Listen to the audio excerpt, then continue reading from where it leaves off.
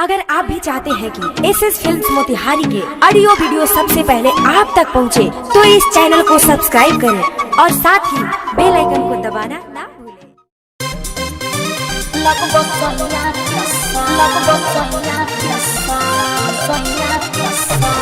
Presented by SS Films Motihari.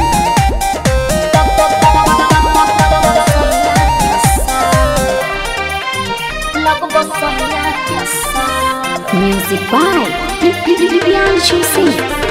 धइला पप्पा जाता है छन कतारू भगला को जोई से धन कता पारू अब लाइन मत मार यार लगब सैया के साथ।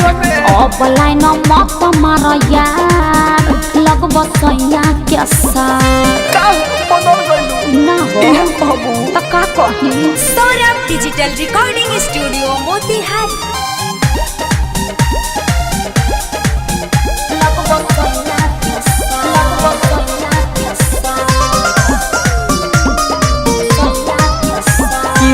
पहिले त पागल रहलू हमरे न प्यार में जब भूल गइलू भतर के कवार में का कही मजबूरी रहे। सुन न छोड़ द पीछा कैलो हमर या लभर मारे भातार जब जानी ये खबर। सुनो ए जान जानी बोला ऐसन बात चलो फिर कोर है के फिर से शुरुआत। अब लाइन मत मार लगब सैया के साथ। अब लाइन मत मार यार लगब सैया के साथ। सनम से धोखा हो रहा है तो क्या करूं मजबूरी है। सैया के साथ।